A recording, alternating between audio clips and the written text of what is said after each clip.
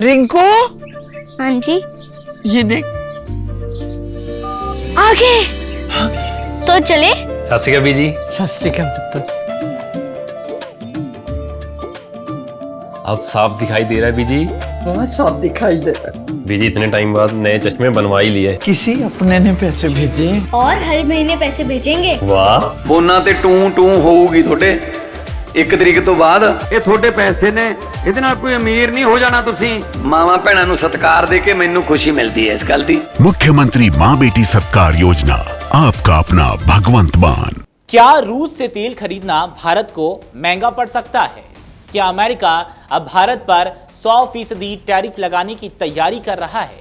और आखिर अमेरिकी वीजा नियमों में हुए बदलाव से भारतीय छात्रों पर कितना असर पड़ेगा? इन तमाम सवालों के बीच भारत सरकार ने भी अपना रुख साफ कर दिया है। आखिर भारत सरकार ने क्या कुछ कहा है, चलिए आपको बताते हैं इस वीडियो में।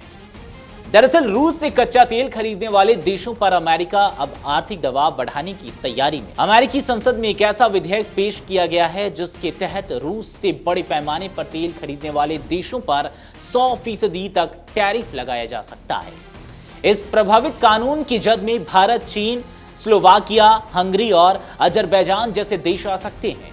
इस घटनाक्रम के बाद भारत सरकार ने कहा है कि वह पूरे मामले पर लगातार नजर बनाए हुए है और हालात का आकलन किया जा रहा है।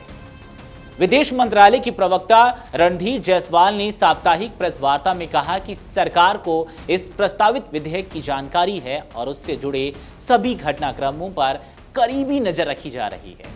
उन्होंने साफ किया कि भारत की ऊर्जा नीति पूरी तरह राष्ट्रीय हितों पर आधारित है। जायसवाल ने कहा कि भारत अपनी ऊर्जा जरूरतों को ध्यान में रखते हुए दुनिया के अलग अलग देशों से कच्चा तेल खरीदता है। ऊर्जा सुरक्षा भारत की सर्वोच्च प्राथमिकताओं में शामिल है और इसी आधार पर खरीद से जुड़े फैसले लिए जाते हैं। यह विधेयक डेमोक्रेट सेनेटर रिचर्ड ब्लूमेंटल और रिपब्लिकन सेनेटर लिंडसे ग्राहम की पहल पर तैयार किया गया है। मीडिया रिपोर्टों के मुताबिक इसे करीब 60 अमेरिकी सीनेटरों का समर्थन भी मिल चुका है। इस प्रस्ताव का उद्देश्य रूस की तेल बिक्री से होने वाली आय को कम करना है। अमेरिकी राष्ट्रपति डोनाल्ड ट्रंप का मानना है कि रूस इसी आय का इस्तेमाल यूक्रेन के खिलाफ जारी युद्ध को जारी रखने में कर रहा है। यदि यह विधेयक कानून का रूप लेता है तो रूस से तेल खरीदने वाले देशों के अमेरिका को होने वाले निर्यात पर 100% तक अतिरिक्त टैरिफ लगाया जा सकता है। ऐसे में भारत के निर्यातकों पर भी इसका असर पड़ने की आशंका जताई जा रही है। इसी बीच अमेरिका ने विदेशी छात्रों, एक्सचेंज विजिटर्स और विदेशी पत्रकारों के लिए वीजा नियमों में भी बड़ा बदलाव किया है।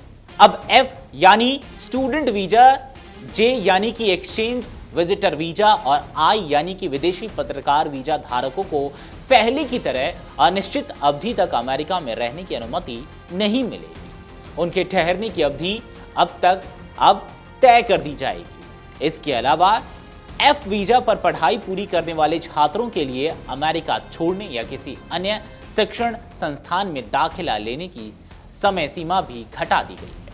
पहले इसके लिए 60 दिन का समय मिलता था, लेकिन अब यह अवधि घटाकर सिर्फ 30 दिन कर दी गई है। इन नए नियमों का असर बड़ी संख्या में भारतीय छात्रों और अमेरिका में रहने वाले अन्य भारतीय नागरिकों पर भी पड़ सकता है।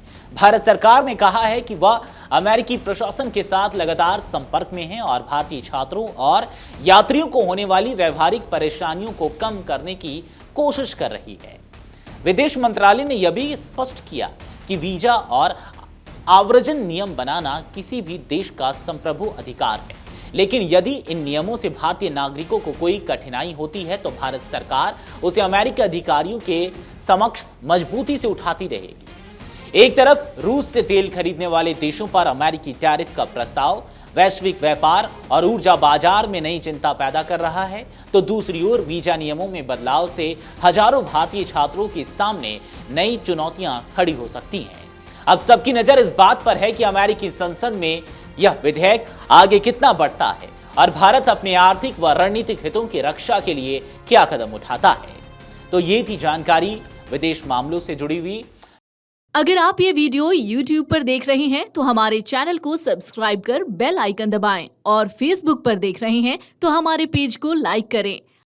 अगर आप ये वीडियो YouTube पर देख रहे हैं तो हमारे चैनल को सब्सक्राइब कर बेल आइकन दबाएं और Facebook पर देख रहे हैं तो हमारे पेज को लाइक करें।